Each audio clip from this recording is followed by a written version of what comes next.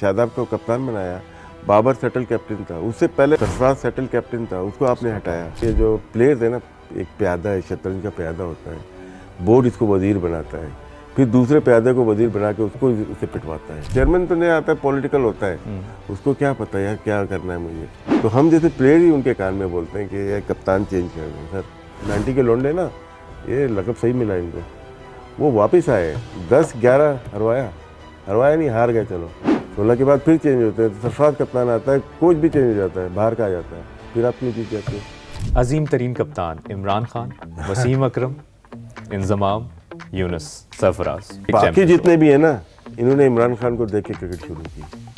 तो ग्रेट कौन हुआ? इमरान खान।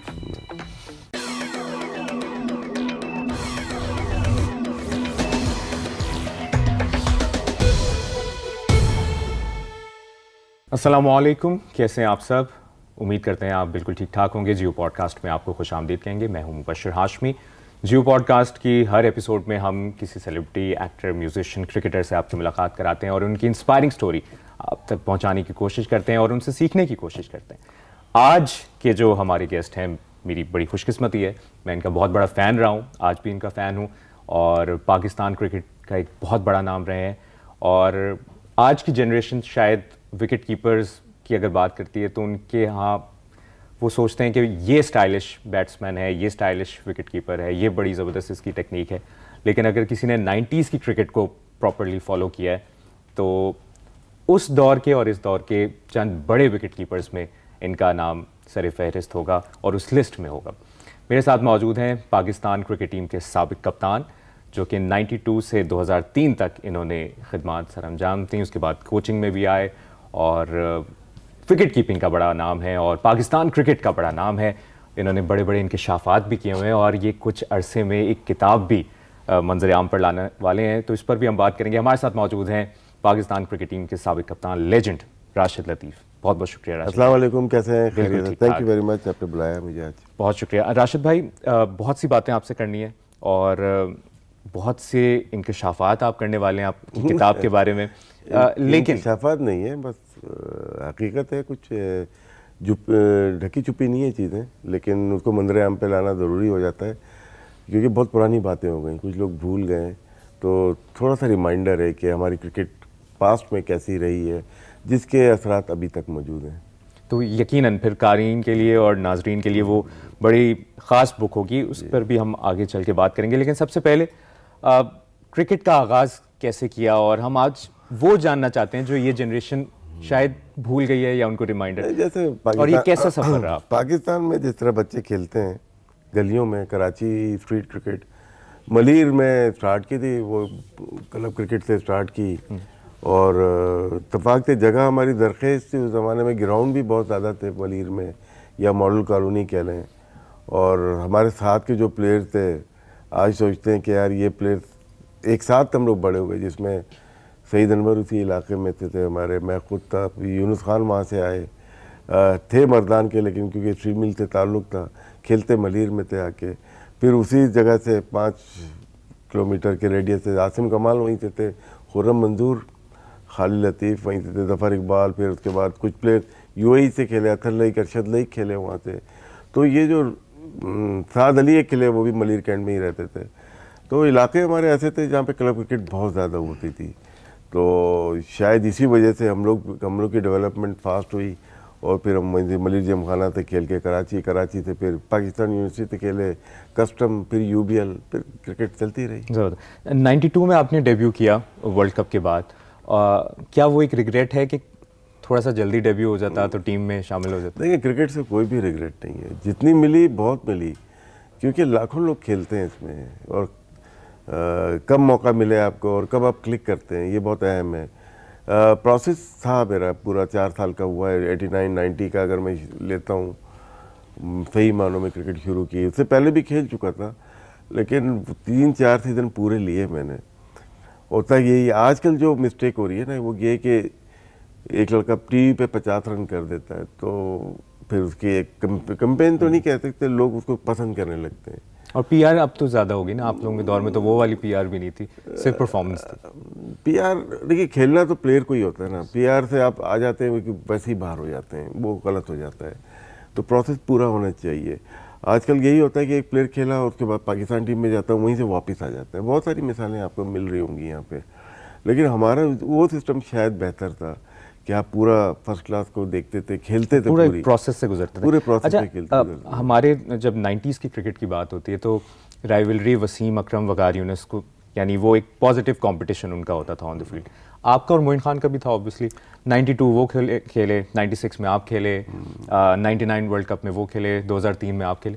तो उस राइवलरी पे आपका एक कंपटीशन था, एक लगे होते थे कि यार नहीं, मैंने परफॉर्म करना है, मैंने टीम में आना है। उसमें सिर्फ हम लोगों की नहीं, सबकी थी आपस में राइवलरी, तो नहीं कहते, कंपटीशन बहुत हाई रेट किया जाता था, क्योंकि मैच विनर बेंच पे भी बैठे हुए थे। अगर एजाज अहमद नहीं खेल रहे या बासित अली नहीं खेल रहे, या मैं या मोइन में से एक बाहर बैठा हुआ है, अदर महमूद या रद्दाक में से एक बाहर बैठा हुआ है, तकलीफ मुश्ताक में से एक बाहर बैठा हुआ है, आकिब जावेद या अता रहमान से एक बाहर बैठा हुआ है, तो फिर आपका कंपटीशन बढ़ जाता है। जो आज हम बात करते हैं इंडिया की, यार टीम अच्छी हो गई, यही चीज़ हमारे पास थी।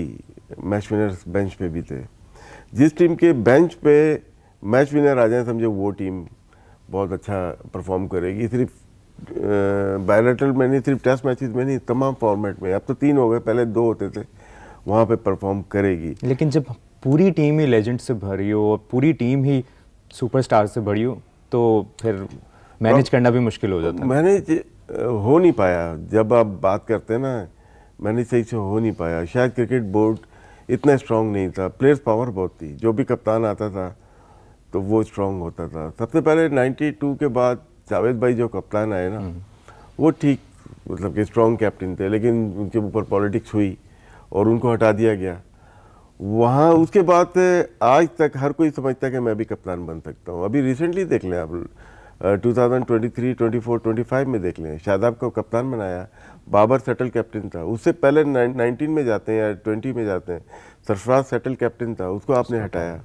तो ये कामयाब तरीन कप्तान, ये स्टार्ट हुआ है मेरे ख्याल से 92 के बाद। या इमरान खान को भी हटाया गया, वो भी हटे नहीं तो उनको भी हटाया गया। अगर आप डीप में जाएंगे इसके अंदर, उस ज़माने के लोगों से बात करेंगे, तो वो भी एक था कि अब बस, अब हमारा टाइम आ गया। तो जावेद भाई को हटाया गया, फिर वसीम अकरम आए, फिर वकार यूनुस आए, रमीज़ राज आए, मोइन खान आए, आमिर सोहेल, सईद अनवर, मैं, इंजमाम उल हक, सब भी बने। एक वक्त तो आया कि 6-7 कप्तान है कि ये देखें, ये वीक ऑर्गेनाइजेशन की कहानी है पूरी, कि आपके पास पॉलिटिकल अपॉइंटमेंट्स, हमारे जो भी गवर्नमेंट रही वो अपने लोगों को लाए। उस ज़माने में कदरे बेहतर था, लेकिन हमें डेंट जो पड़ा ना, वो फिक्सिंग से पड़ा। मैच फिक्सिंग के इल्ज़ाम, फिर ऑस्ट्रेलियन ने इल्ज़ाम लगा दिए, तो उससे एक सेटल टीम ख़राब हुई है। अब जाने अनजाने में जो गलतियां प्लेयर से हुई, उसका भरपूर पीसीबी ने फ़ायदा उठाया उसका, कि अब ये नहीं। तो क्योंकि आप कैप्टनसी का पीरियड देखें ना, बहुत कम मिलेगा आपको। तो वो मैच फिक्सिंग का दौर जो शुरू हुआ आपके सामने, आपने बहुत सी बातें भी मंजर आम पे आप लेके आए, शुरू कैसे हुआ, एक ट्रेंड कैसे आया? अच्छी टीम, 92 वर्ल्ड कप जीते हुए, एकदम पैसा कहाँ से आ गया? शायद मेरी गलती हो, क्योंकि चल तो रहा होगा पहले से भी। ऐसा तो नहीं है कि मैं आया और मैंने देखा, शायद मैंने देख के बता दिया, ये हुआ है सिर्फ, और कुछ भी नहीं हुआ। शायद इससे पहले चल रहा हो, तो क्योंकि 93 के बहुत सारी चीज़ें रिवील नहीं करूँगा, क्योंकि लिख चुका हूँ। यहाँ पे जो डिफेंस में एक मैच हुआ था, उसके कुछ शवाहिद मुझे मिले थे। फिर नेक्स्ट टेस्ट मैच जो हमारा जिम्बाब्वे के खिलाफ 93 में रावलपिंडी में हुआ, उसके तो बहुत मजबूत शवाहिद थे हमारे पास, और बहुत सी चीज़ें। फिर उसके बाद फौरन रिवॉल्ट क्यों हो गया? चीज़ें थी ना, पावर को शिफ्ट करना था। तो जैसे मैंने ये कहता हूँ कि यार, ये जो प्लेयर है ना, एक प्यादा है, शतरंज का प्यादा होता है, बोर्ड इसको वजीर बनाता है, फिर दूसरे प्यादे को वजीर बना के उससे पिटवाता है। तो आप हिस्ट्री उठा के देखें पाकिस्तान, तो वो सिस्टम आज भी वैसा ही है? अभी रिसेंटली देख लें, दक्का अशरफ साहब के ज़माने में, या उससे पहले भी देख लें, बाबर आजम, अगर मानी साहब के ज़माने में सरफराज को हटाया गया, इस्तेमाल कौन हुआ? बाबर आजम हुआ। फिर बाबर आजम को हटाने के लिए शाहीन को लेके आना पड़ा, और फिर हमारे दोस्त यार दोस्त ही होते हैं जो क्लोज टू चेयरमैन होते हैं। चेयरमैन तो नहीं आता है, पॉलिटिकल होता है, उसको क्या पता यार क्या करना है मुझे। एक ही शुगर मिल है, एक मीडिया में बैठ रहा है, तो उनका काम नहीं है पीसीबी को हैंडल करना। तो हम जैसे प्लेयर ही उनके कान में बोलते हैं कि यार कप्तान चेंज कर दें सर, तो कप्तान चेंज होता है। सबके मफादात जुड़े हुए होते हैं इससे। तो वो आज भी जैसे बात कर रहे हैं ना, आज भी वही चीज़ है कि प्लेयर्स यूज़ होते हैं और उनको बाद में पता चलता है कि उनके साथ हुआ क्या। हम यूज़ हुए क्योंकि हम पहले यूज़ हुए थे, फिर हमारे खिलाफ हुए। अच्छा जी, 92 में जब आपने डेब्यू किया तो जेफरी बॉयकॉट ने कोई शर्त लगाई थी, वो क्या था? उसमें मेरा डेब्यू हो जाता दूसरे टेस्ट में, लॉर्ड्स जो हम जीते हैं, तो वो शायद मैं नेट पे बैटिंग कर रहा था तो पसंद नहीं आई बैटिंग उनको। हालांकि बहुत लंबा टूर था, 4.5-5 महीने का था। सेकंड टेस्ट में तो वो मेरी चांस नहीं बना, लेकिन हम लीड्स टेस्ट मैच हार गए और बड़ा अफसोस था जावेद भाई को, वकार को, सबको ही था। मलिक साहब बड़ा अच्छा खेले थे उसमें, तो उसमें शायद इन्होंने डिसाइड कर लिया था कि यार मुझे चांस दीजिए, आखिरी मैच है, शायद फ़र्क पड़ जाए। तो एक दिन पहले मैच के नेट प्रैक्टिस कर रहे थे, तो जावेद भाई और जेफरी बॉयकॉट देख रहे थे। सही खेल लेता था, मैं खेल रहा था, तो नेट से बाहर आया तो जावेद भाई ने मिलवाया जेफरी बॉयकॉट से, पहले भी मिल चुका था। तो उसने कहा कल ये खेल रहा है, उसने कहा ठीक है। बोला मैंने बैटिंग देख ली इसकी, ये 35 से ज़्यादा रन नहीं करेगा। अच्छा, हाँ, खैर वो चला गया। फिर ड्रेसिंग रूम में आया शाम को, फिर 5 पाउंड ना बोलेगा कि कर लिया ना 5 पाउंड दूंगा। तो वुड की वॉल होती है, तो उन्होंने पिन करके चले गए 5 पाउंड के, निकाल लेना ये अगर ना तुम कर लो तो। मैं कहा ठीक है। खैर 1-2 दिन, तीसरे दिन शायद मैंने 50 किए और आकिब जावेद के साथ मैं बैटिंग कर रहा था। उसने मेरा बैट रेज किया मेरे हाथ उठा के ना कि 35 हो गए तुम्हारे। तो कमेंट्री में रिची विनो और जेफरी बॉयकॉट शायद कमेंट्री कर रहे थे, उन्होंने मेंशन किया कि ऐसा ऐसा था। देखिए वहीं से बैटिंग शुरू होती है, पहले मैच से ही। और खैर मैं ड्रेसिंग रूम में आया, उस दिन तो नहीं आया। अगले दिन मॉर्निंग में जेफरी बॉयकॉट फ्रेम करा के ना अपना पूरा लिख के लेके आया, पूरा इंसिडेंट लिखा, उसने साइन किया, फ्रेम करा के पूरी टीम को इकट्ठा किया, वो भी प्रेजेंट किया कि 5 पाउंड जीत गए। वो 5 पाउंड मिले और फिर जो वॉल पे लगे थे उसने कहा ये निकाल के तुम चॉकलेट खा लेना। तो वो बड़ा मशहूर हुआ था किस्सा ना। तो और आप शर्त जीत गए। हाँ जीत गए। तो अच्छा जी, न्यूजीलैंड का दौरा आता है और उससे पहले टीम अच्छा परफॉर्म कर रही होती, उस टूर में ऐसा क्या होता है, किसके खिलाफ बगावत होती है? नहीं वो क्यों तो होती? ये जिम्बाब्वे वाला बता दिया था ना मैंने। जिम्बाब्वे के खिलाफ कराची टेस्ट, पिंडी टेस्ट, लाहौर टेस्ट, और कुछ प्लेयर परफॉर्म नहीं कर रहे थे, उनको ड्रॉप होने का हो रहा था। और उसमें जावेद भाई ड्रॉप हुए थे, आकिब जावेद ड्रॉप हुआ था। आकिब बहुत क्लोज था, हमारे भी था, लेकिन वकार एंड मुश्ताक के वो चाहते नहीं थे कि वो ड्रॉप हो जाए। जावेद भाई को सब चाहते थे कि ड्रॉप ना हो। तो मैं इस्लामाबाद चला गया था, फिर गैप था बीच में, तो आसिफ मुस्तफ़ा की कॉल आई मेरे पास कि आ जाएं, कि ये मसला हो गया है, बहुत एक तरह से रिवोल्ट होने जा रहा है। अच्छा। Against captain. तो मैं पहुंचा तो मेरा ही रूम था, शालीमार होटल, लिबर्टी होटल, जो स्मार्ट हो गया वो अभी, रूम नंबर 201, अभी तक याद है मुझे। उसमें वो प्लेयर भी थे जो टीम में नहीं थे और वहाँ पे थे। मैं समझ गया था यार ये गलत हो रहा है, क्योंकि ऐसा नहीं होता कि 2 प्लेयर के ड्रॉप होने के बाद रिवोल्ट किया जाए। ठीक है, उसमें बिग नेम थे, मतलब कि एक टीम जो थी उसके अलावा सारे बड़े नाम थे। कौन? उसके अलावा कौन थे? नहीं वो तो अभी तो किताब में लिखेंगे ना सर, अभी तप्पू जी बता दिया तो बड़े नाम थे, सारे बड़े नाम थे। लेकिन ये हैरान को नहीं था कि वो टीम में है भी नहीं लेकिन उस रूम में मौजूद। बस वो पावर तोड़नी थी एक और जो बनने जा रही थी। तो पाकिस्तान की क्रिकेट की कहानी जितनी लोग ऐसे टीवी पे देखते हैं ना, वो किसी ने देख ली या पढ़ ली। अभी इस वक्त तो बर्दाश्त ही नहीं कर सकते ये वाले प्लेयर जो पास में हुआ है पाकिस्तान क्रिकेट के साथ। तो वो रिवॉल्ट खैर हो गया, लेकिन कप्तान मलिक साहब आ गए थे। जैसा सोचा था ना, वकार यूनुस कप्तान आ गया था। ब्यूरोक्रेसी वो थी, वो ठीक है पावर थी प्लेयर्स की, लेकिन वो लेके किसको आए? सलीम मलिक को कप्तान लेके आए, और वो मेरे ख्याल से पाकिस्तान हिस्ट्री का कामयाब तरीन कप्तान गुजरा है। एज एक डिस्प्यूटेड टीम, एक राइवलरी लोगों के बीच में, उसमें परफॉर्मेंस निकाल लेना। न्यूजीलैंड में एक और टेस्ट जो हम 3-0 जीते वहाँ पे, ग्रासियस का डाउटफुल टेस्ट मैच था वो भी, 2 तो हम जीत चुके थे, तीसरा कैसे हार गए, ये भी पढ़िएगा आप लोग कैसे हार गए। अच्छा जी, 94 में फिर ऑस्ट्रेलिया के खिलाफ, फिर जिस पे शेन वॉर्न भी बोले, मार्क वॉ भी बोले, टिम में भी बोले, ये मिले थे, मुझे याद है, ये उस ज़माने प्रेसिडेंट लगारी होते थे शायद, उन्होंने हमें डिनर पे बुलाया हुआ था, वहाँ पे गए थे।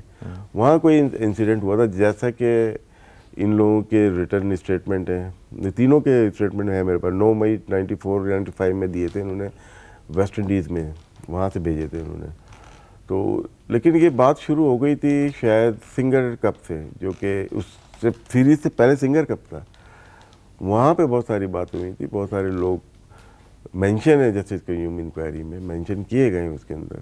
फिर उसके बाद ये कराची टेस्ट था, कराची में पिंडी टेस्ट, फिर लाहौर, हरारे टेस्ट भी आया 95, वो तो आगे चले गए थे, वो तो फिर 2 टेस्ट जीते भी थे। अभी तो हारते रहते ना, वो तो जीतते हुए एक हारते थे ना, वो अलग सीन था। तो 94 वाला जो आप बात कर रहे हैं उसमें उन्होंने एलिगेशन लगाया, लेकिन जस्टिस फखरुद्दीन जी इब्राहिम को हायर किया था पाकिस्तान क्रिकेट बोर्ड ने एज ए कमीशन ले लें या इंक्वायरी, तो वो कुछ निकला नहीं था, उन्होंने कुछ छोड़ दिया था शायद, वो भी एक मिस्टेक थी। आप सही से हमारे प्लेयर्स को भी बुला लेते और वो ज़्यादा बेहतर होता है कि यार ये इल्ज़ाम हो रहा है, आप लोगों ने कुछ देखा, एविडेंस तो कुछ आया ही नहीं ना। तो बराए नाम इंक्वायरी थी, वो भी चले गए, तो उससे कोई फ़र्क नहीं पड़ा। चीज़ें देखें, जब आप अंडर द कारपेट डालते हैं ना, ये जब दौर चल रहा था मैच फिक्सिंग का, एक ट्रेंड जिसको कह लें, पाकिस्तान क्रिकेट टीम, तो ये बड़े सगीर की दूसरी टीमों, इंडिया में भी ये था, हर जगह था। श्रीलंका, पाकिस्तान, बांग्लादेश उस ज़माने में पनप ही नहीं पाई थी ना, तो वो तो थी नहीं, अफगानिस्तान भी नहीं थी, लेकिन इंडिया इस तरफ ये ज़्यादा, पाकिस्तान, इंडिया, श्रीलंका, बिल्कुल बिल्कुल। तो वो उस तरह हाईलाइट हुए इंडिया के नाम जितना। देखिए उनकी भी इंक्वायरी हुई है ना, CBI की पूरी रिकॉर्डिंग है, वो पूरी उनकी पनिशमेंट हुई है, उनको तो बहुत उनको तो जेल भी करना पड़ा, बहुत सारे बुक मेकर्स को। तो देखें, मैं ये जानना चाह रहा हूँ कि इंडिया ने मैच फिक्सिंग के मामले को कैसे टैकल किया और पाकिस्तान ने कैसे टैकल किया। देखें, लोग नोट नहीं करते हैं, पाकिस्तान में सबसे जो सुनहरा दौर समझा जाता है वो 90s का समझा जाता है, ठीक है ना। इंडिया, हम उस क्रिकेट से बाहर ही नहीं आ सके 90s। देखें, और दूसरी सुनने की बात है, इंडिया ने 90s के चैप्टर को साफ कर दिया क्रिकेट से, इसलिए क्रिकेट साफ हो गई उनकी, हम निकल ही नहीं पाए वहाँ से ना। जब ताकतवर लोगों को सज़ा नहीं मिलती ना, तो वो माशरे में फैल जाती है। एग्जैक्टली यही पाकिस्तान क्रिकेट के साथ हुआ, पावरफुल प्लेयर्स को सज़ा नहीं मिली, वो आज माशरे में फैल गई है। फिर इंसिडेंट होता है, 2010 में भी होता है, 2017 में भी होता है, और शायद आगे भी हो।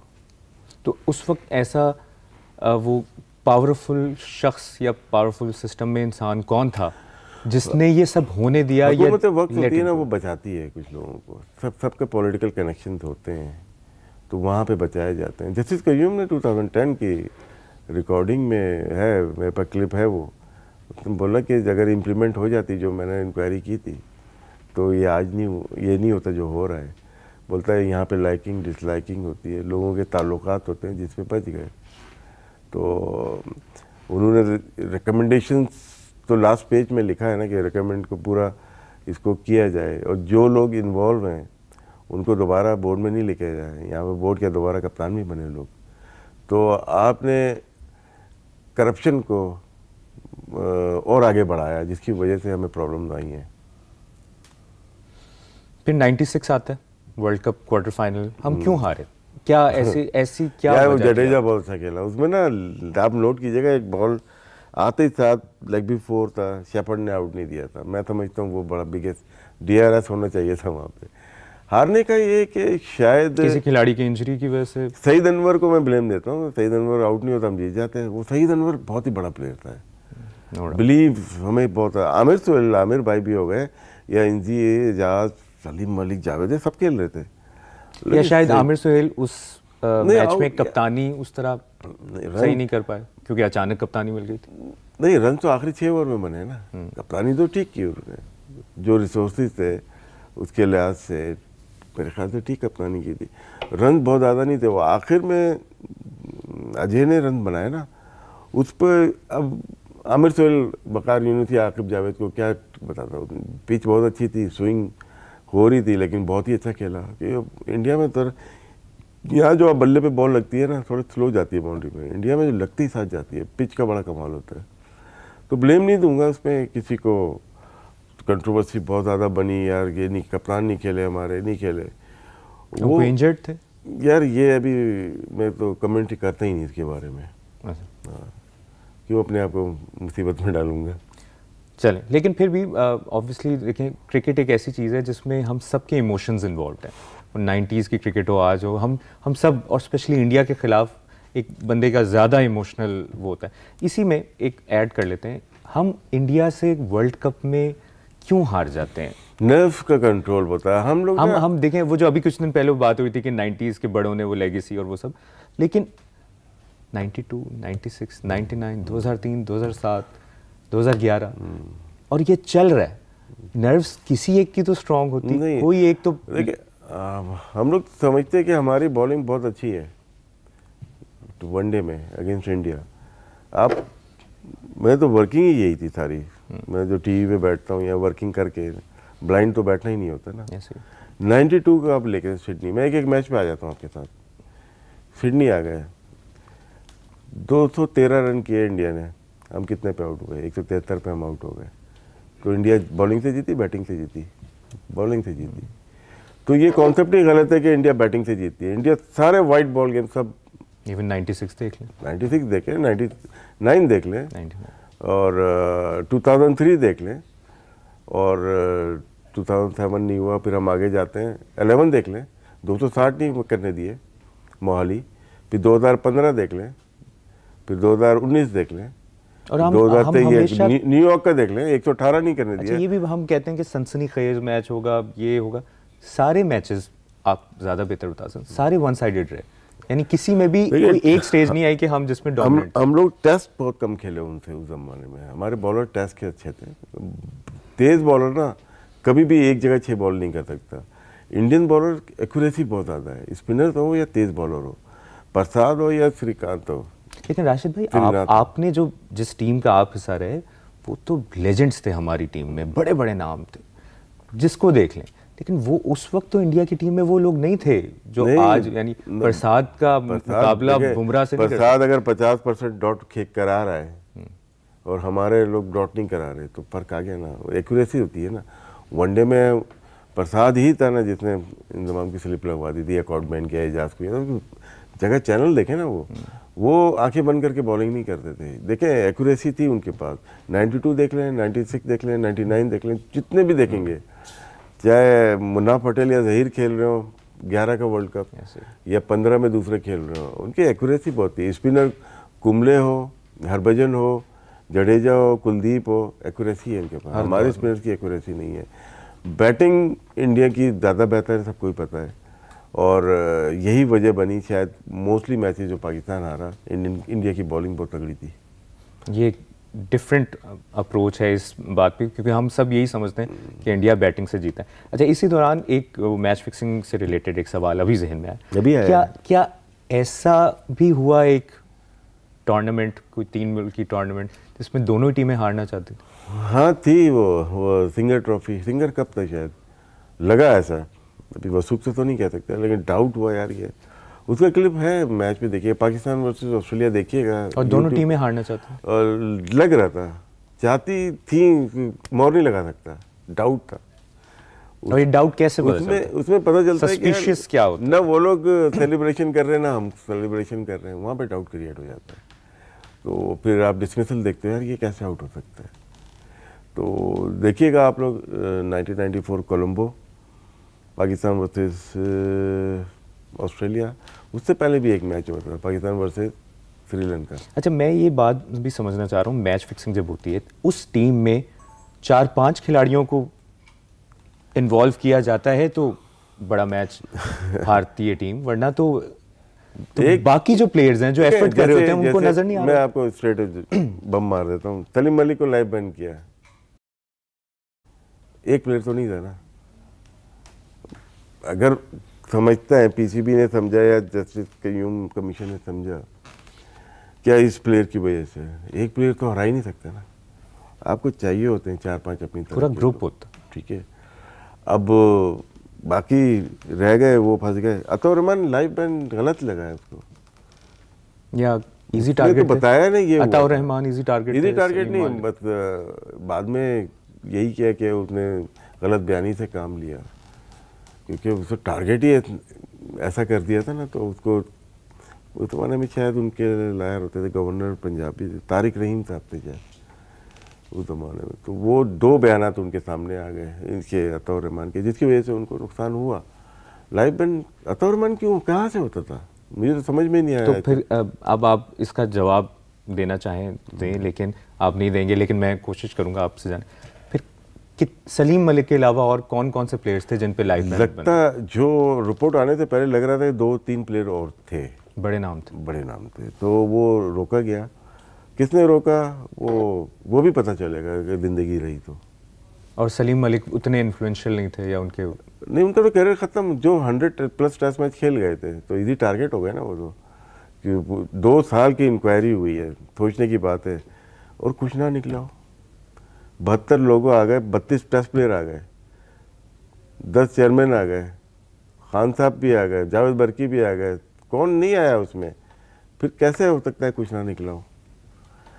क्राउड एग्जामिनेशन हुआ ही नहीं। जैसे आपने इल्ज़ाम लगाया कि $1 लाख आपने श्रीलंका में इनको दिए हैं, तो मुझे भी बुला लेते आई विटनेस कि मैंने देखा था, हाँ थे ये तो थे, ठीक है, ओबराय होटल कोलंबो में मौजूद थे 1994 में, ये थे। अब उनका इंतकाल हो गया, तो वो हमसे तो पूछा ही नहीं ना। और किसको मिले? वो तो कयूम इंक्वायरी पढ़ लेना आप थोड़ा सा बता भी देना आज। नहीं पढ़ना पड़ेगा, लोग ना तो गूगल क्लिक करें, जैसे कयूम इंक्वायरी पूरा पढ़ें आप, ये हुआ क्या था। और फिर एक और बात कि जो सलीम मलिक के साथ हुआ या अताउर रहमान के साथ हुआ, उसके बाद भी रीसेंट पास्ट में जब हमने देखा 3 प्लेयर्स पर ये हुआ, एक की वापसी हो गई, इस मामले में जस्टिस हुआ या आपके ख्याल में मैच फिक्सिंग हो या स्पॉट फिक्सिंग हो, लाइफ टाइम बैन हो? लाइफ टाइम, अगर गिल्टी हो गए ना। अब ये जो केस है ना, जो आप तीसरा केस किया, ये जो 2010 वाला, वो मैच फिक्सिंग के ज़ुमरे में आया ही नहीं। वो तो डिफ्रॉड द बुक कीज आया ना, वो तो उसके ऊपर आया ही नहीं। जब भी तो जेल गए वो, as per law, English law के तहत इस वजह से गए। मैच फिक्सिंग में तो जेल नहीं है, ठीक है। फिर आईसीसी ने टच भी नहीं किया उसको, वो वैसे नहीं, तो ये तो केस ही दूसरा था। तो लोगों की इसमें भी एजुकेशन चाहिए कि क्या मैच फिक्सिंग है, क्या बुकी को आपने फ्रॉड किया है, ये बहुत सारी चीज़ें इसके अंदर शामिल होती हैं। आपके सोर्सेज क्या कहते हैं, क्योंकि आप बड़ा इन्वॉल्व रहते हैं, मैच फिक्सिंग का अब तस्वुर है या अब ख़त्म हो, या बहुत मुश्किल हो गया, या अब मॉनिटरिंग ज़्यादा? नहीं, अब तो ये 2002-3 में आ गई थी, फैंसी होती थी, जो स्पॉट फिक्सिंग आपने बाद में नाम दे दिया। पहला वर्ड इसका फैंसी आया था, फिर इसके बाद ये स्पॉट हो गई, और छोटे छोटे उसमें होती हैं। इंटरनेशनल में शायद बहुत मिनिमाइज कर दी या ना होने के बराबर। और अब लीग्स ने उनको लीग में टेक ओवर कर लिया, और सरोगेट आ गई है।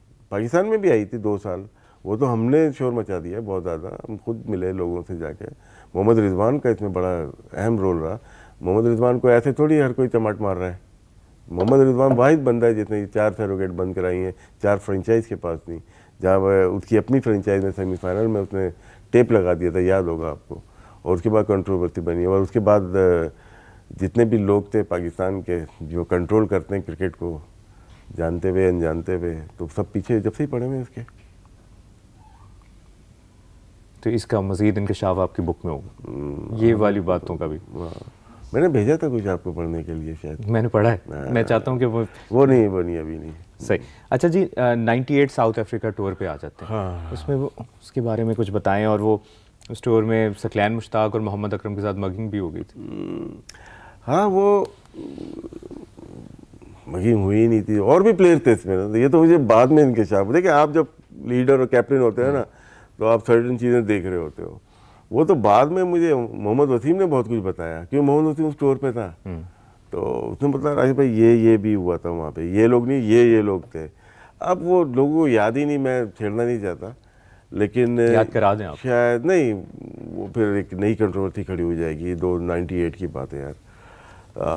अब किसी ने मुझे बताया, हो सकता है वो सही ना हो, ठीक है ना, वसूख से नहीं कह सकता, लेकिन 2 प्लेयर के अलावा 2 प्लेयर और थे उसमें। फिर ये हुआ कि यार बैट्समैन थे, नहीं छोड़ दें, मैं तो सारी चीज़ें बोल देता हूँ, जब नहीं बोलनी तो जो मर्जी कर लें, वो मैं निकलती नहीं बाहर, नेचुरल है। अच्छा, उसमें 98 में यही हुआ कि यार हम नहीं खेलेंगे यार ना, हमारे साथ ज्यादती हुई है। हमेशा हम यही करते हैं ना, जैसे 93 में भी कहा था, पकड़े गए थे हमारे प्लेयर मर्जुआना पीते हुए, तो हमने भी कहा था यार ज्यादती हुई है हमारे साथ। ज्यादती नहीं हुई थी, हमने ज्यादती की थी उनके साथ। तो यहाँ पे भी जो 2 प्लेयर तो मेरे पास आए, डर गए, वो क्या यार टूर हमारी वजह से कैंसिल हो रहा है, ऐसा चीज़ हुई नहीं है। फिर मैंने एक टेस्ट मैच डिले हुआ था, जो बग का टेस्ट मैच, मेरे तो इंजरी हो गई थी, डिले हुआ था, एक दिन का डिले हुआ उसमें। फिर अली बाकर वहाँ के होते हैं, सीईओ होते थे या चेयरमैन होते थे, उनको मैंने फ़ोन किया कि हम लोग स्टे कर रहे हैं, हम खेल रहे हैं। फिर मैं कमरे में नहीं था, मंडेले का फ़ोन आया था मेरे रूम में, मेरे वॉइस मैसेज मिला मुझे, और सुनिया था उसने बहुत थैंक यू बोला कि आपकी टीम रुक रही है और हमारी रिस्पेक्ट आपने की है, और बहुत अच्छा उन्होंने हमें रिस्पेक्ट दी साउथ अफ्रीका टूर पे, जितने भी दिन रहे हम लोग वहाँ पे। और वो हमारी गलती थी यार, वो इंसिडेंट शायद मगिंग का चला गया, मगिंग से डिफरेंट चीज़ें हुई थी जिसकी वजह से। कुछ आइडिया दे देना, क्योंकि लोगों को नाइट क्लब बोल रहे हैं बस, मगिंग और नाइट क्लब में बहुत फ़र्क है। तो हमारे लोग ना, ये आपने सवाल किया तो लोग जाते नहीं है, जर्नलिज्म हमारा ना मादरत के साथ ख़त्म हो गया है, तहकीक नहीं करते। उस ज़माने के लोगों ने भी तहकीक नहीं की, और जिनको पता था उन्होंने लिखा नहीं, शायद उसमें बेहतरी हो। कुछ लोगों को पता था क्या हुआ था, तो वो इंसिडेंट अच्छा हुआ, हमारे वक्त पे फैसला हो गया कि यार हमें खेलना चाहिए, वरना वो भी एक गलत डिसीजन होता है हमारी लाइफ का। हंसी क्रोएने के हादसे पे आ जाते हैं, उनकी तैयारी को हादसा आपके ख्याल में क्यों पेश आया?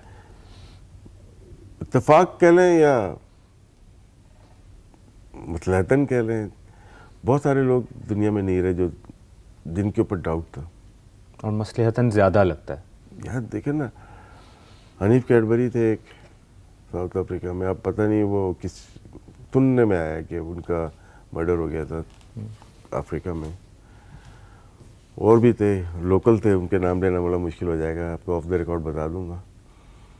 फिर बॉब वुल्मर हमारे, हंसी क्रोएने है, और भी बहुत सारे ऐसे प्लेयर हैं। और वो कड़ी चलती सलीम परवेज जो कि $1 लाख वाले, श्रीलंका वाले, वो भी डेथ हो गई उनकी भी।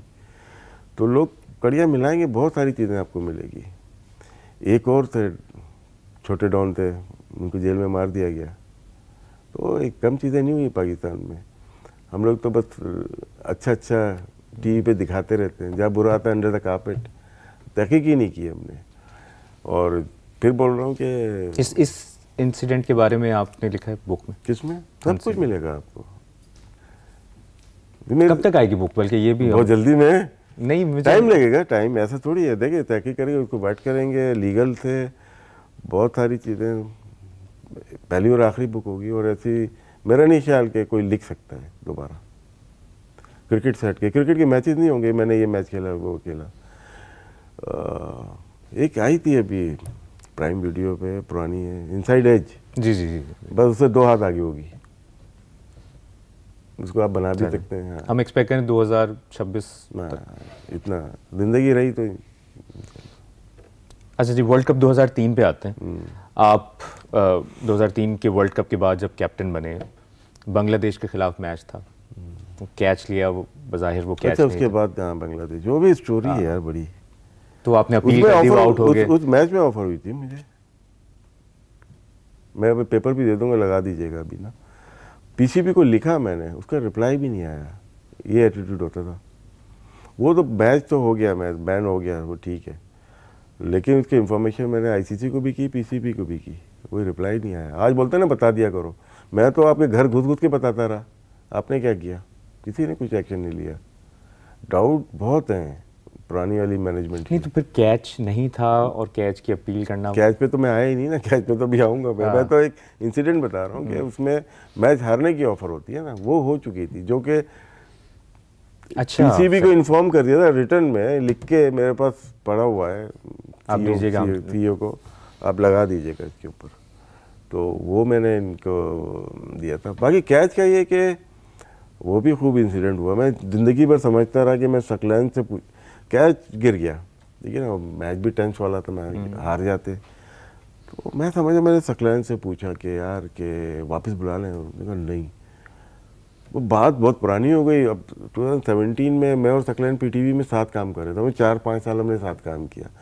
मैं हमेशा सक्की को बोलता था यार तूने ना बताया नहीं मुझे, ना छुपा रहा है कि वो मैंने तुमसे पूछा था। बोलता नहीं मुझसे नहीं पूछा था। इत्तेफाक से पिछला वर्ल्ड कप हो रहा था, इंजमाम ने वो बात रिवील की है कि वो मुझसे पूछा था, और वो इंजमाम फिर कैप्टन हो गया था और मैं बाहर हो गया था, वो कोई इशू नहीं है।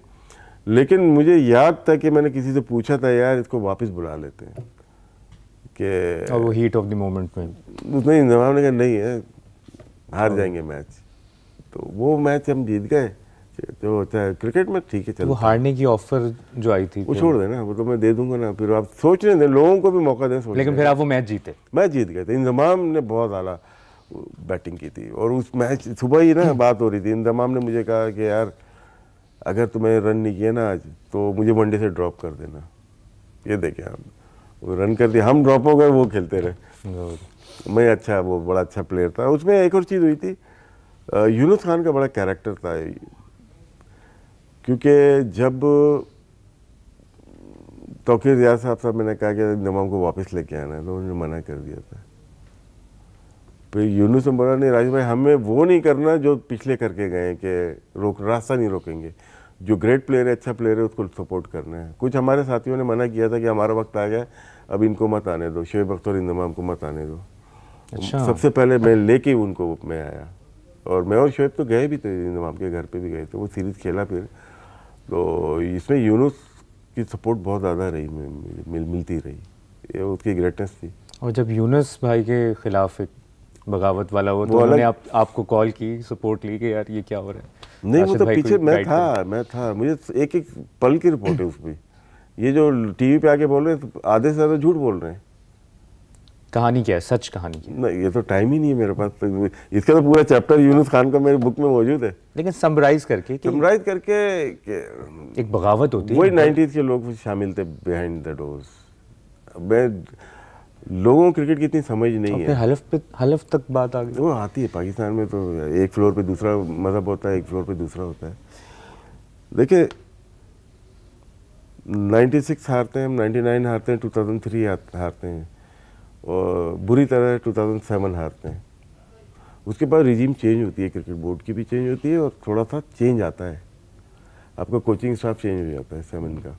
फिर T20 खेलने हम इंडिया से फाइनल खेलते हैं यार, 9 का वर्ल्ड कप जीत जाते हैं यूनुस के अंडर में। फिर क्या हुआ कि 10 में फिर हार गए आप, कोच वही दोबारा आ गए 90 वाले, 90 के लौंडे ना, ये लकब सही मिला इनको। वो वापस आए, 10-11 हरवाया नहीं, हार गए, चलो 12, 13, 14, 15, 16 में फिर चेंज होते हैं, 16 के बाद फिर चेंज होते हैं, तो सरफराज कप्तान आता है, कोच भी चेंज हो जाता है, बाहर का आ जाता है, फिर आप क्यों जीत जाते हो? ये आप एक एक करके निकालेंगे, चेन को, लिंक को जोड़ेंगे, पता चल जाएगा। तो ऐसे नहीं कि टीम को लीडरशिप चाहिए होती है। वो तीनों कप्तान जो लीडर थे ना पाकिस्तान के, मायानाज से, जिसकी वजह से जीत मिली उनको, नीयत उनकी थी, इमरान खान हो, यूनुस खान हो, एंड सरफराज अहमद हो। ऐसा नहीं है कि वो गॉड गिफ्टेड थे, नहीं, वो टीम को यूटिलाइज करना आता था ना प्लेयर को। जनरल जो होता है ना, अपनी लड़ाई खुद नहीं लड़ता, अपनी फौज से लड़वाता है, बाकी ना खुद लड़ रहे होते हैं। नहीं, इनका 3 सबको देख लें, जावेद मियांदाद से लड़वाई, या आमिर सोहेल से, या वसीम अकरम से, 92 देख लें आप, वहाँ पे देखें 9 में खुद नहीं कर रहा। शाहिद आफरीदी, किसी ने नहीं पूछा, शाहिद आफरीदी उससे पहले तो 7 नंबर बैटिंग कर रहा था, कैसे चला गया ऊपर? वो क्रेडिट किसको जाता है? कप्तान को जाता है ना। शाहदेव को अचानक से लेके आ गया न्यूजीलैंड के खिलाफ क्वार्टर फाइनल में या कोई मैच था, उसमें फवाद आलम खेल गया प्लेइंग 11 में, सोहेल तनवीर बाहर बैठ गया, आमिर आ गया। तो ये कैप्टन की क्वालिटी थी। फिर वही प्लेयर अगेन चलेगा, टाइम इतना नहीं होगा, लेकिन वो यूनुस की ज़ुबानी सुनिएगा, वो ठीक है। और आपने इसमें बड़ी इंटरेस्टिंग बात की है जो मैं इस पे कि इंडियन क्रिकेट टीम ने 90s को वैनिश कर दिया। चैप्टर है ही नहीं उनका। तो हम 90s कब वैनिश करेंगे? जब 2025 आ गया, हमारा होगा कभी वैनिश? हम कभी दोबारा बिग 4 में आ सकेंगे? बिग 4 में देखिए, क्रिकेट हमारा पैशन है, रोज़ाना खेल रहे हैं, आ सकते हैं, जीतने के ऊपर है, जीतते जाएं आप लोग वापस। 90s को वैनिश कैसे करें, उस अप्रोच को, उस सिस्टम को? वो कुछ ऐसे लोग बोर्ड में जैसे में आने चाहिए जो कि सिर्फ पाकिस्तान का सोचें, वो फैन बेस ना हो कि ये इनका मैं फ़ैन हूँ, चेयरमैन हूँ, तो इनको बुला के इनको काम दे देता हूँ। नहीं, ऐसा नहीं होना चाहिए। बिहाइंड द सीन आपकी प्रोफेशनलिज्म बोर्ड में होगा तो फिर सारी चीज़ें मिट जाती है ना। आपने प्रोफेशनलिज्म लेके आना पड़ेगा क्रिकेट बोर्ड में। क्रिकेटर्स नहीं चला सकते, प्रोफेशनल चला सकते हैं ना। प्रोफेशनल वो चला सकते हैं जो क्रिकेटर भी हों और प्रोफेशनल भी हों। अगर सिलेक्शन कमेटी बन जाती है, चेयरमैन का क्या काम है? अगर नहीं चेयरमैन हो, नीचे प्रोफेशनल रखे ना अपने। चेयरमैन पॉलिटिकल होता है, इंडिया में भी है, हर जगह है, लेकिन उनके पास एडवाइजर्स ऐसे होते हैं, टीम ऐसी। अब आईपीएल हज़ारों करोड़ की कैसे बन गई और हमारा कौड़ियों की कैसे बन गई, ये भी सोचे ना। नियत का फतूर है ना हमारे यहाँ, हर चीज़ खा जाओ। ये आपका ब्रांड था, 2 साल आपका चला, तो इंडिया में भी होगा नियत का फतूर। एक बड़े सगीर में एक ही, वहाँ फिर मेरा नहीं कौन सी ऐसी ताकत है जो यार जो के ब्रांड को कहाँ से कहाँ ले गए वो। आईपीएल को देखते हैं या बिग बैश को देख लें, ऐसे बहुत ज़्यादा कमा नहीं रहे, लेकिन एक स्टेबल लीग है उनकी। लेकिन हमारे, मैं ये पूछता हूँ कि हमारी लीग क्यों यहीं पे रह गई? जो पहले सीज़न में आपका प्लेटिनियम का प्लेयर था या डायमंड का प्लेयर था या गोल्ड का प्लेयर की सैलरी थी, वो आज भी वही है। बांग्लादेश आपसे ज़्यादा पैसे देने लगा तो प्लेयर बांग्लादेश जाने लगे। इन्होंने सोचा भी नहीं था कि बांग्लादेश दोबारा खड़ी हो जाएगी। बांग्लादेश लीग खड़ी हुई, फिर श्रीलंका लीग भी आ गई है, वहाँ प्लेयर जाने लगे। फिर साउथ अफ्रीका 20 शुरू हो गई है, फिर ILT20 शुरू हो गई है, ये चारों आपसे ऊपर चली गई, ठीक है। फिर उसके बाद वेस्ट इंडीज़ की अलग चल रही है। तो पाकिस्तान इस वक्त 6ठे नंबर पे लीग आ गई, जो अपने आप को दूसरे नंबर पे दावा करती थी। तो आपने क्या कमाया इसमें से? तो आपको लगता है PSL उस तरह ग्रो नहीं कर सकी जिस तरह बाकी डोमेस्टिक का छोटा सा इवेंट है, दैट्स ऑल। ये तो हम टीवी पे ज़बरदस्ती बहुत बड़ा करके दिखा रहे हैं। इसका लेंस वो होता है, लेंस हटा देंगे तो बिल्कुल छोटा सा बोना नज़र आएगा। ये तो हम टीवी पे दिखा रहे हैं, बिग इवेंट है। बिग इवेंट में कुछ भी नहीं है सर। टीवी राइट्स से पता चल जाता है आपको कि टीवी राइट्स कितने के गए, प्रोडक्शन राइट्स कितने के गए। लेकिन ये भी ना हो तो फिर हमारी क्रिकेट तो फिर बिल्कुल ही सर, ये क्यों नहीं हो? ये तो बहुत पहले हो जानी चाहिए थी, और तो बहुत बिग ये ब्रांड तो बहुत बड़ा होना चाहिए था। अब इस पर इंक्वायरी कर रहे हैं लोग, ये क्यों नहीं हो पाया? कौन कौन गुजर के गए यहाँ पे? नॉन क्रिकेटर तो चला रहे हैं अभी भी। अब आप देखिएगा कि डायरेक्टर कौन होता है PSL का, उठा के देख लें। अब अगर गलती से मुझे बुला लेंगे तो मैं पेपर उठाऊंगा, ये कॉन्ट्रैक्ट है कराची किंग्स का है। मैं देखूँ कराची किंग्स कितने महीने काम कर रही है, 1 महीना सिर्फ। अब 10 साल होने वाले हैं, अब हम 11वें साल में चले जाएंगे, कॉन्ट्रैक्ट सबके ख़त्म। अब नया कॉन्ट्रैक्ट साइन होगा, उसके अंदर होगा आपका अपना ग्राउंड होना चाहिए जो लेगा, ठीक है। कराची में आपका state of the art academy होगी, आपका पाथवे होगा, अंडर 13, अंडर 15, अंडर 19 टीम्स होंगी, अब सबकी होंगी, सब अपने मुकाबले होंगे। 8-9 महीने ये आप कराओगे। PCB जो 5 अरब रुपये अपना लगा रहा है डोमेस्टिक में, वो ये क्यों नहीं लगा सकते? माइलेज तो मिल रहा है सबको, 1 महीने में 2 साल का माइलेज मिल रहा है सबको, लेकिन लगा कुछ भी नहीं रहा, लगा नहीं रहा, और शायद वो एग्जीक्यूट भी उस तरह नहीं हो रही। तो ये चीज़ें हैं, करने वाली हैं, कर सकते हैं। राशिद भाई, जॉन राइट को मुंबई इंडियंस ने लिया शुरू में ही, वो अक्षर पटेल को देखने गए ये लोग, ठीक है। वहाँ से जसप्रीत बुमराह ट्रायल पे मिला। अप्रोच देखें कहाँ से लेकर आया, हार्दिक पांड्या मिल जाता है उनको, ईशान किशन को उठा लेते हैं कहीं से। तो प्रोसेस देखे ना, प्रोसेस पे आज नज़र जो आ रहा है आपको, वो 10 साल पहले काम किया था। हमारे कौन सा लेजेंड जाके धूप में लड़के, है ही नहीं, काम ही नहीं है ना। पीसीबी अपना काम नहीं करती तो फ्रेंचाइज अपना काम नहीं करती। अच्छा, वापस आपके दौर पे फिक्सिंग पे आते हैं। नहीं, आपके दौर पे तौकीर ज़िया ने वकार यूनुस को कप्तान क्यों बनाया था? अगर यानी वो कहा जाता है कि वो उनकी वैसे जगह नहीं बन रही थी, लेकिन अगर कप्तान ना होते तो वो टीम में भी ना होते। नहीं, वकार टीम में तो बनता था कि इंग्लैंड में तो आपने देखा स्विंग तो बन गई थी, उसकी पेस कम हो गई थी, लेकिन एज ए बॉलर मुझे डाउट कभी भी वसीम वकार पे कभी भी नहीं रहा, इवन शोएब अख्तर पे भी। एज ए बॉलर ना, ऑस्ट्रेलिया की जो हाइलाइट्स हम देखते हैं तो ये तेज तो थे और स्विंग भी थी। वकार ने बहुत डेवलप किया था अपने आप को, 2000 के बाद देखें, ये बहुत ही डेवलप किया अपने आप को, और बहुत विकेट थे। एक मैच में 7 ली, एक में 6 ली, ऑस्ट्रेलिया के खिलाफ शायद 7 ली थी या 6 ली थी। तो कप्तान कैसे थे वो अलग बात है। इसमें भी एक इंसिडेंट हुआ था, चले आप लोगों के लिए जी। मैं कराची आया हुआ था, कैंप लगा हुआ था, तो 2 दिन के लिए कराची आया। अब पीछे पता नहीं क्या हो गया, मुझे नहीं पता, हम लोग टेंट में होते थे बाहर का ताफी स्टेडियम के। मैं एक दिन आया तो वकार अकेला बैठा हुआ है, कोई बात ही नहीं कर रहा उससे। मैं कहा क्या हुआ? बोलता है यार ये नाराज है हमारे प्लेयर्स मुझसे। मैंने कहा अच्छा। तो मैंने अपने कुछ करीबी दोस्तों से पूछा जो हमारी टीम में थे, बोला नहीं यार ये भी ना वो खान साहब बन रहा है, यानी कि रिवॉल्ट वाला चक्कर चल रहा था। कप्तानी से उसको वर्ल्ड कप से पहले हटाना था।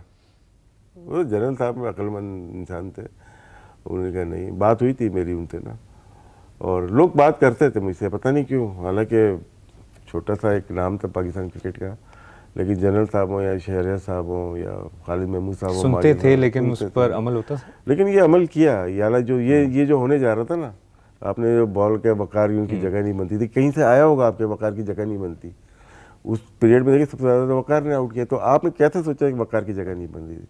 क्योंकि वो कंपेन थी पूरी कि इसको हटाना है, हमें कप्तान बनना है। आपकी वसीम अकरम और वकार यूनुस की केमिस्ट्री कैसी थी? क्या बहुत अच्छी, फास्ट बॉलर और विकेट कीपर देता हूँ ना, म्यूजिशियन और सिंगर का तो तालमेल तो मिलना चाहिए ना, उसके बगैर मेरा काम बनता नहीं था। और जो लाइफ में मेरे ये कह सकते हैं पाकिस्तान के ग्रेट जो गुजरे, तो उनको कीपिंग की है, जिसमें वसीम भाई हो गए, विकी है, शोएब है, समी है, उमर गुल है, डेब्यू उमर गुल का मेरे साथ हुआ, मुशी है, कादिर भाई को भी किए मैंने, तकलन है, दानिश है, और भी होंगे। सबसे तेज बॉलर कौन था?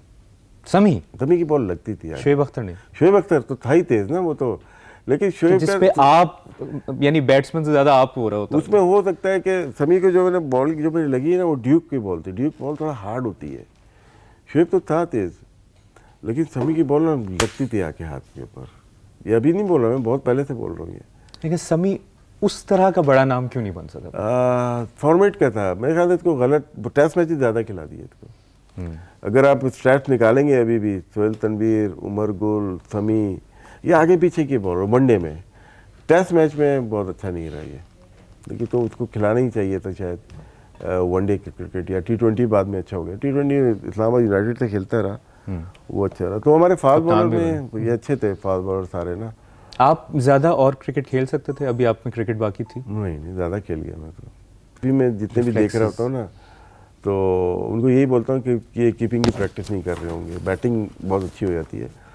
जब आप टाइम नहीं दे पा रहे हैं कीपिंग को, या इंजरी साथ में कैरी कर रहे हैं, तो फिर टाइम हो जाता है कि यार बस, क्योंकि लोगों का एक इम्प्रेशन है यार ये कैच पकड़ता है, छोड़ता कम है। तो जब छूटने लगे ना और मैं खड़ा रहूँ, तो वो क्या कहते हैं उसको, सेल्फ रिस्पेक्ट एक होती है ना यार, क्या अंदाजा हो गया था कि यार बस। अच्छा, आपकी विकेट कीपिंग में इंस्पिरेशन कौन था? डुजॉन को मैंने बहुत देखा था, डुजॉन वेस्ट इंडीज कीपर। फिर हमारे सलीम यूसुफ भाई को बहुत करीब से देखा था, ये लोग थे। बाकी क्लब क्रिकेटर्स को मैं बड़ा देखता था। परवेज़ुल हसन मेरे साथ अंडर 19 का था, PNSC का, बहुत अच्छा कीपर था वो था। फिर हमारे मलीर में एक था फवाद खान, उससे अच्छा कीपर मैंने नहीं देखा, और वो ऊपर नहीं आ सके। बस होता है ना, एक सोच होती है। वो अथर लेक का नाम सुना होगा आपने, फास्ट बॉलर, सीमेंट पे वो स्टंपिंग किया करता था। 6 अगर आउट किया तो 4 स्टंपिंग अथर लेक की बॉल पे, न्यू बॉल पे। तो इतना तो वो मामूली इंसान तो नहीं है विदाउट हेलमेट उस ज़माने में सीमेंट विकेट पे कीपिंग करना। जो लोग खेलते हैं सीमेंट पे उनको अंदाज़ा होगा। अथर लाइक ठीक ठाक तेज बॉलर था। आपका यानी आपके बाद आप मोइन खान को कैसे विकेट कीपर को उनको रेट करते हैं, और फिर आपके बाद आपको क्या लगता है कौन से, क्योंकि मेरे जहन में अगर रीसेंट पास्ट में कोई बड़ा नाम आता है विकेट कीपिंग का तो महेंद्र सिंह धोनी, जिसकी कैप्टेंसी भी थी और कैप्टेंसी। आपका फेवरेट कौन बाद में? बाद में बहुत सारे देखिए क्विंटन डिकॉक को देखेंगे।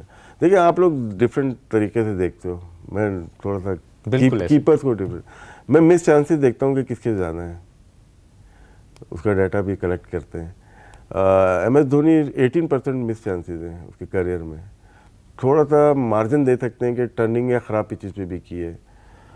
मुशफ़िकुर रहीम के तकरीबन 25% है, सरफराज और कामी का 20-21% है मिस चांसेस, और उसमें गिलक्रिस्ट 11% है, और AB डिविलियर्स है, ये हैं और भी हैं, और कौन कौन था, तो वो लिस्ट है मेरे पुरानी।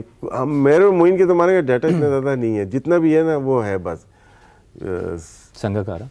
संगाकारा भी नहीं, इसमें भी नहीं आता, वो अच्छा कीपर। देखो सारे बैट्समैन हैं जो नाम ले रहे हैं, तो गिलक्रिस्ट और बाउचर दो ऐसे थे जो कि 10-11% के ऊपर हैं, और जिनके 300 प्लस उस ज़माने में कैचेस थे जो डाटा कलेक्ट हुआ था। तो टिम पेन था, उसका भी बड़ा अच्छा रिकॉर्ड था। तो कुछ प्लेयर्स हैं। अब हम देखते हैं कि तीनों फॉर्मेट को मिला, ये मैं टेस्ट मैचेस की बता रहा हूँ, टेस्ट मैचेस का। तो लोग अक्सर देखते हैं यार इतने कैचेस पकड़ लिए, ये अच्छा कीपर होगा। सिलेक्शन का एक क्राइटेरिया, सिलेक्शन में भी ऐसे ही होता है कि मिस चांसेस किसके कम होंगे यार, उसको देखते हैं, उसकी जो गैदरिंग है वो कैसी है, सारी चीज़ें देखनी होती है। तो मोइन खान हमारा तो खैर दोनों साथ ही खेले सारे, वो कभी राइवलरी तो होती होगी, लगी नहीं है, मतलब कि वो करता होगा जो मोइन। मैं असल में बहुत साथ रहे, नदीम के साथ मैं बहुत रहा, उनके घर पे आना जाना मेरा, PND में नदीम मेरे साथ था, फिर मोइन और वो कैंप में साथ होते थे, तो एक दूसरे को कीपिंग कराते थे, सिखाते भी थे, ऐसा नहीं है। और मोइन से बहुत कुछ सीखा मैं, मतलब मुझसे उसने कुछ सीखा नहीं सीखा, लेकिन मैंने मोइन से फाइटिंग जो स्पिरिट थी ना, हार ना मानना, वो बड़ी अच्छी चीज़ थी मोइन में। और आज भी वैसे ही हैं जैसे हम लोग 17 साल की उम्र में खेला करते थे। उस दौर की टीम का सबसे बेहतरीन दोस्त कौन है आपसे, जिससे यार सारे देखिए, इतने दोस्त सारे तो नहीं, सारे दोस्त तो आपके दुश्मन, सारे दोस्त नहीं होते। आपके इंकशाफात की बात नहीं देखिए, इख्तलाफ है मेरा, लड़ाई किसी से नहीं है, इख्तलाफ अलग चीज़ है। आपके सोच अलग है, उनकी सोच अलग थी। दोस्त देखें, जब आप साथ खेल रहे होते हो लगता है कि आपकी फैमिली, आप साथ खेल रहे होते हैं। जब हटते हो तो फिर आपको सालों बाद भी नहीं होती है। ये सिर्फ पाकिस्तान में भी नहीं, मैंने इंडियन से भी काफ़ी लोगों से पूछा है, ऐसा लगता है कि हटेंगे नहीं, इतने क्लोज हैं। जिस तरह आम दफ्तर में होता है, आप एक इदारे में होते हो, ऐसे ही है, बड़े अच्छे दोस्त होते हैं, लेकिन फिल्टर हो जाता है। लेकिन एक चीज़ और नोट की है तजर्बे से, कि जब आप मिलते हो ना, ऐसा लगता है यार आप तो कभी जुदा ही नहीं हुए थे, भले जितने इख्तलाफात हों। और ये अच्छी चीज़ है, स्पोर्ट्स बहुत सारी चीज़ें सिखाती है। सईद अनवर आपके मेरे ख्याल में भी, सईद अनवर बचपन से, हाँ सईद अनवर को ये है कि ना लोग हैरान होते थे, अब लोगों को नहीं पता था, अब मैं गलत बात भी बोलता था टीम मीटिंग में या कुछ, सब सईद भाई का रुतबा तो है ना, अब मैं सईद करके बात करता था। हालांकि आमिर सोहेल को मैं आमिर भाई बोलता था, बोलता यार ये क्या चक्कर है। मैंने कहा ये मेरे साथ बचपन का ऐसे सईद अनवर था, तो कुछ ऐसी बातें करता था, बोलता है बीच में तो मत बोला करो ना सबके, बोलता है। लेकिन सईद से मैं बहुत ज़्यादा आज तक, सुबह भी अभी बात होती हुई आई थी, अभी इज्तिमा में है वो, उनका इंटरव्यू करना है, तो वो उन्होंने टाइम दिया है कि इतने बजे। अरे वाह, कराची में वो? नहीं, अभी इज्तिमा वहाँ पे तबलीगी इज्तिमा लाहौर में। ठीक। अच्छा, एक और बात, मैच फिक्सिंग की जब ये आप बात करते हैं या उस दौर में करते थे, तो कोई कभी धमकी वगैरह आई किसी साथी क्रिकेटर या किसी? एक दफ़ा हुई थी, लेकिन नहीं, अब देखिए जाहिर सी बात है, कराची में रहता हूँ, ठीक है ना, दो जान पहचान हमारी भी है। हुआ तो कुछ ऐसे ही ना, लेकिन उन्होंने कहा कुछ भी नहीं होगा, आपको जो करना है करो। ये मैं बताऊंगा किसने बोला था, और ये इंटरव्यू के बाद बताऊंगा। सही। अच्छा जी, आखिर में मैं कुछ छोटे छोटे सवाल आते हैं जिनको हम रैपिड फायर का नाम देंगे। वैसे तो आपने इसका जिक्र किया है, लेकिन फौरी जो आपके जहन में जवाब है। विकेट कीपिंग में आपके लिए सबसे मुश्किल बॉलर कौन था? आमिर सोहेल। तो आगे चले। वसीम, वकार, शोएब या मुश्ताक? क्या मतलब? विकेट कीपिंग मुश्किल इनके लिए? मुश्किल बॉलर कोई भी मुश्किल नहीं था ये। मुश्ताक का चौथे पांचवें दिन राउंड द लेग आता था, गूगली पिक हाथ से पिक करनी होती थी कि यार गूगली है, लेग ब्रेक है, फ्लिपर है। बाकी इनके दोनों के हाथ से देख के बॉलिंग करता, रिवर्स हो रही होती ना, शाइन देख के करता था मैं। 50% जॉब मेरी डिलीवरी से पहले हुई होती कि बॉल किधर जाएगी।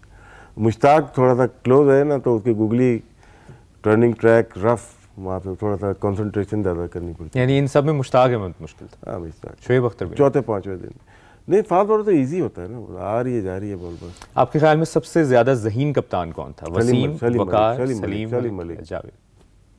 कोई करीब भी नहीं था। अगर आपको इनमें से एक स्पिनर चुनना हो तो आप सकलैन मुश्ताक अहमद या दानिश कनेरिया में से किसको चुनेंगे? मुश्ताक अहमद। टेस्ट मैच के लिए, वनडे के लिए सकलैन मुश्ताक।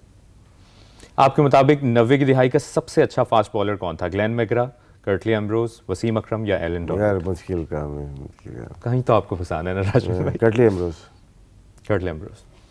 अगर आपको किसी एक पाकिस्तानी क्रिकेटर के साथ पूरी जिंदगी ड्रेसिंग रूम शेयर करने का मौका मिले तो वो कौन होंगे? वसीम, वकार, आफरीदी, सईद अनवर?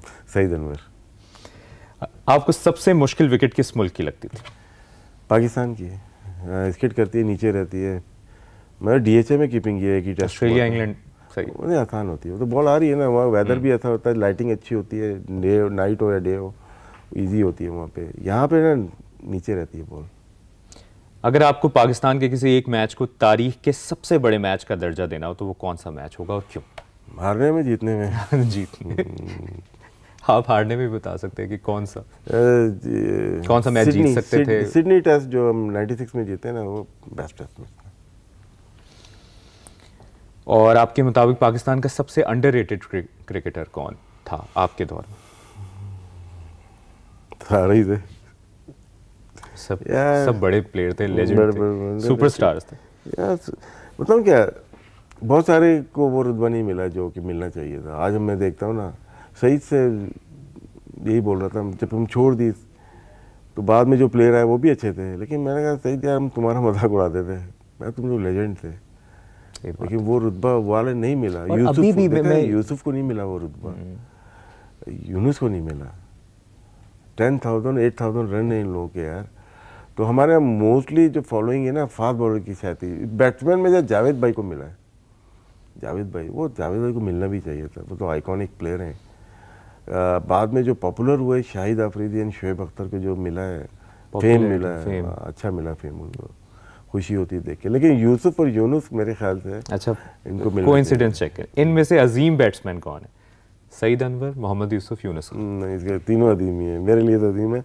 तीनों घर के लोग हैं यार, क्यों मरवाओगे? नहीं, अंडररेटेड एक होता है ना कि जिस तरह आप यूसुफ यूनुस का तो हमने देखा कि रिकॉर्ड्स में भी नाम, सईद भाई का उस तरह लोग जान नहीं सके जिस लेवल के वो लोग नहीं। मैं तो अपोजिशन से पूछ रहा हूँ ना। एक मैं किस्सा बताता हूँ। हम लोग गए शारजाह में, मैचेस थे, होटल के बाहर ही ना मुरलीधरन संगाकर और ये बैठे हुए थे, चमिंदाबाद ना।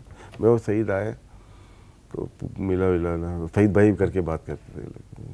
सईद ने कहा मेरी फॉर्म अच्छी नहीं चल रही ना, अभी खेला नहीं, बल्ले को हाथ नहीं लगाया, कल खेलूंगा मैच में। तो खैर ठीक है, चमिंदाबाद आया, पहले ओवर में 4 चौके उसको दिया। तो बहुत हाईली रेट करते थे सईद अनवर को। चमिंदाबाद अपने इंडियन और जो हम लोग खेले ना, तो बहुत ही सईद अनवर तो एक बहुत ऊंचा दर्जा था। कौन से क्रिकेट बोर्ड चेयरमैन को आपने सबसे ज्यादा मुखलिस पाया और? माजिद खान। और अगर आपको 90 की दहाई की किसी एक टीम में दोबारा खेलने का मौका मिले तो 92 world cup team, 96 world cup team या 99 वर्ल्ड कप? किसी में भी नहीं। 99 तो मैं मोइन खान को क्यों बाहर कराऊंगा? नहीं, कहीं ना कहीं चले साथ में। 99 की टीम बेस्ट टीम थी। देखिए 96 की टीम भी अच्छी थी, लेकिन अब यहाँ पे आते हैं तो 3 प्लेयर ऐड हो जाते हैं। बैट्समैन को छोड़ दें, allrounder Razzaq, allrounder Azhar Mahmood, allrounder Shahid Afridi, Saqlain already आपके पास था, मुशी भी था। तो आपकी टीम बैटिंग देखें सर। बैटिंग यूसुफ और ऐड हुआ था एक ना, और रज़ाक अगर ऊपर चला जाता है, वजाहतुल्लाह वास्ती, इंजमाम, ये तो ऑलरेडी मौजूद थे, इजाद अहमद वगैरह थे। लेकिन तो वैसे वो टीम ऐसी थी कि हम 99 वर्ल्ड कप फाइनल में 132 पे आउट हो जाते। यही तो मुअम्मा है। उसको हल करना है ना हमें, तो 1 साल में हो जाएगा। तो अफसोस भी होता है ये इतने करीब पहुंच के हारना, क्योंकि वो वाकई उस जैसी टीम फिर नहीं, वो शायद 92 में भी नहीं थी, उस जैसा वर्ल्ड कप भी नहीं खेला। वो पाकिस्तान Dominance। मैं लीड्स पे गया था टेस्ट मैच देखने, ऑस्ट्रेलिया वाला जो जीते थे, मैं था वहीं पे, ग्राउंड पे था। उस जैसा नहीं खेले पाकिस्तान, कोई वर्ल्ड कप नहीं खेले, बहुत ही जान से। और सब ने देखे, टीम फाइनल में वो पहुंचती है जिसका हर प्लेयर परफॉर्म कर रहा हो, उसमें उठा के देख लें। एक मैच बांग्लादेश के अलावा सारे ही मैच पाकिस्तान मतलब कि बहुत ही अच्छा खेला। Brian Lara, Sachin Tendulkar, Inzamam. Brian Lara, doubt नहीं है मुझे इस पे। 50 रन उसने किए, 100 रन भी उसी ने किए, 150 भी किए, 200 भी किए, 250 भी किए, 300 भी किए, 400, 350 भी किए, 400 भी किए, 450 भी, 500 भी किए, तो और कोई कर नहीं सका। तो ब्रायन लारा। अगर आपको कोई एक कानून क्रिकेट से हटाने का इख्तियार बहुत सारे हैं यार, तो कौन सा? पावर प्ले, नो बॉल पे फ्री हिट, डाउट क्रिएट हो रहा है ना। लास्ट 2 ओवर में 20 रन चाहिए, बल्कि 1 ओवर में 17 रन चाहिए। ये तो मैं जो हुआ है वो बता रहा हूँ। पहली बॉल होती है, 9 बॉल छक्का लग जाता है, 7 रन आ गए ना आपके। अब कितने रन रह गए? 7, गेम ओवर। वो डेलीब्रेट जानबूझ के कर ले तो क्या होगा? कोई पकड़ ही नहीं सकता। तो जिसपे डाउट हो रहा है ना, वो लॉ ही हटा दो। और एक और देखिए, टाइम बहुत आया हो रहा है अब। T20 में ना लेग बिफोर ख़त्म कर देना चाहिए, क्योंकि अमेरिका में अगर क्रिकेट लेके जानी है, T10 लेके जानी है, तो बेसबॉल की तरह जाना पड़ेगा आपको। आज आप लोगों को गलत बात लगेगी, 10 साल बाद आप इम्प्लीमेंट कर रहे होंगे इसी चीज़ को। शेन वॉर्न ने है, सिर्फ बॉलर का तो नुकसान ही नुकसान है। LBW भी खत्म हो गया। देखो, जिस बॉलर को 10 रुपये भी मिल रहे हैं ना, इस गेम बढ़ने के बाद 20 रुपये मिलने लगेंगे, उसको फ़र्क पड़ जाएगा ना फाइनेंशियली। शेन वॉर्न ने बड़ी अच्छी बात की थी एक, कि बॉलर का कोटा 5 ओवर्स का होता है ना, अभी वो 4 ओवर कर दो, LMLA प्लेयर नहीं खेलेंगे फिर। ये बहुत अच्छी बात थी। तो वो भी है, बहुत सारे रूल्स हैं जो कि डेलिबरेटली गेम को डाउट क्रिएट किया हुआ है जिन्होंने, वो खत्म होने चाहिए। शेन वॉर्न, अनिल कुंबले, मुरलीधरन, किस वक्त करियर के किस पॉइंट पे सबसे ज्यादा प्रेशर महसूस हुआ? जब कप्तानी में? बैंगलोर नहीं, जब मैच फिक्सिंग की बात करने लगे या रिटायरमेंट का फैसला? नहीं, मैच फिक्सिंग तो मेरा ना टॉपिक है ना, बस डिग्री नहीं मिली PhD की, वो तो है। मैच में बैंगलोर टफ था। स्टार्ट जब हुआ ना, जब आप जाते हैं इंडिया में, पता नहीं कितना क्राउड था और आवाज़ नहीं आ रही थी। जैसे पॉइंट पे अगर आमिर भाई खड़े हुए आवाज़ दे रहा हूँ या कुछ, सवाल ही नहीं। 5 मिनट लगे, 5 ओवर लगे इसमें। सिद्धू और मंजरेकर शायद बैटिंग कर रहे थे, वो एक याद है मुझे। बाकी तो नर्व्स होती हैं थोड़ी सी, आप नर्वस होते हैं, थोड़ा जाते हैं, खेलते हैं, लेकिन वो नॉर्मल होता है। लेकिन वो बैंगलोर याद है मुझे, वो हारने के बाद भी वो लाइफ में फ़र्क पड़ा, मेरी लाइफ में फ़र्क पड़ा। और जो जब रिटायरमेंट ले ली थी मैंने ना, उसके बाद, उससे पहले की मेरी लाइफ डिफरेंट थी, उसके बाद मेरी लाइफ रही नहीं। फिर मैं इन्वेस्टिगेटर ही बन गया ना, फिर वो मेरी लाइफ, क्रिकेटिंग लाइफ। वैसे आप जर्नलिस्ट क्यों नहीं बने? आपको बड़ा हूँ नहीं क्या? मैं हूँ, आप हैं, आप तो सीनियर सहाफ़ी, तजियाकार के सारे आप नहीं, बहुत सीखा मैंने। मेरे साथ के जो हैं, वहीद खान से बहुत सीखा, समीउल हसन बर्नी, ये हमारे साथ में खेलते भी थे। माजिद भट्टी साहब हो गए, उस्मान शिराजी हो गए, मिर्ज़ा इकबाल बेग हो गए, शाहिद हाशमी, रशीद शकूर, यहिया हुसैनी हो गए। बहुत सारे लोग जिनके साथ अभी आजकल तो काम भी कर रहा हूँ, लेकिन बहुत इंटरेक्शन रहा उनके साथ मेरा। अली सलमान क्लब क्रिकेट खेलता था हमारे साथ, तो बहुत इंफॉर्मेशन, बहुत सारे लोग। जोजी अपना वहाँ पे होता है एहसान पिंडी में, तिपरा साहब की डेथ हो गई। बहुत सारे लोगों से बहुत कुछ सीखा। ये नहीं है कि आप सिर्फ अकेले काम कर रहे हो, आप हर एक से सीखते हुए चले जाते हो। मन्नू भाई बैठे हुए, इनसे भी हमने 30 सालों में बहुत कुछ सीखा। अगर मैं नहीं सीखूंगा तो बस मिलना जुलना ऐसा ही नहीं है, तो बहुत चलता चलना चाहिए। आखिरी सवाल, अजीम तरीन कप्तान इमरान खान, वसीम अकरम, इंजमाम, यूनुस, सरफराज? हर दौर देखो में मैं बोलना तो पड़ेगा। नहीं, बोल दूंगा मैं पीछे। देखो, एक ने 92 वर्ल्ड कप जिताया, एक 99 फाइनल तक लेके गया, एक T20 वर्ल्ड कप जिताया, एक बाकी जितने भी है ना, इन्होंने इमरान खान को देख के क्रिकेट शुरू की। तो ग्रेट कौन हुआ? इमरान खान। बहुत बहुत शुक्रिया आपका राशिद भाई। आपको एक तो मैं तहे दिल से शुक्रिया अदा करना चाहूँगा कि आपने टाइम निकाला। अच्छा लगा है, थोड़ा डिफरेंट था आज। और दूसरी बात, आपकी जो किताब का, मैं उसको सनसनीखेज इंकशाफात से भरपूर किताब कहूँगा, लेकिन जो भी किताब है, जो भी आने वाली है 2026, जैसे बोलते थे इमरान सीरीज, समझिए वही है। तो 2026 या जब भी आएगी, हमारी नेक तमन्नाएं आपके साथ है और यकीनन आप कर रहे हैं तो बहुत सीखने को और समझने को मिलेगा। बहुत बहुत शुक्रिया। नाज़रीन, जियो पॉडकास्ट में आज राशिद भाई हमारे साथ मौजूद थे। इनकी हमने स्टोरी जानने की कोशिश की और इन्होंने जितनी यादें ताज़ा की, बातें की।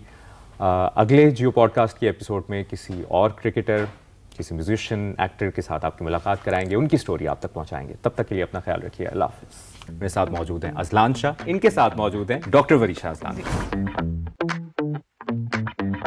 आप सारे पॉडकास्ट करेंगे तो हम कहाँ? बड़ा अच्छा सवाल है आपका। दुनिया डिजिटल हो रही है, आप डिजिटल हो गए सर। ये हॉरर पॉडकास्ट करते हैं और ये मुख्तलिफ जिन्नात की स्टोरीज आप तक पहुंचाते हैं। मैं हॉन्टेड एरियाज में गया हूँ और क्या क्या एक्सपीरियंसेस हुए हैं। सब नॉर्मल चल रहा है, अचानक से जो है अज़लान बेड पे उठ के बैठ जाओ और इन पे जिन चढ़ाओ। ये जो फैमिली व्लॉगिंग पे हमारे पास बहुत से गेस्ट्स आए, बहुत तनकीद भी होती है कि यार ये क्या फैमिली बेच रहा है, ये घर दिखा रहा है, ये सब कर रहा है। भाई आप भी तो जीतो पाकिस्तान देखते हैं, आप लोग भी जो है वो ड्रामा देखते हैं, उसमें भी तो लड़कियां आ रही होती हैं। क्या रजब भट्ट का ये कहना बनता था कि कौन फहद मुस्तफा? मेरे ही शो में कहा था कि भाई वो कौन Fahad Mustafa, but I personally believe, देखो उसका ज़ाती ओपिनियन है। और शुरू से मेरा था यार मैं एक दिन मिलूंगा शाहरुख खान से, मैंने करीब से देखना है शाहरुख खान को, और वो चीज़ हुई। सर काउंटडाउन आता है, झूमे जो पठान बजना शुरू होता है और वहाँ से शाहरुख खान आता है।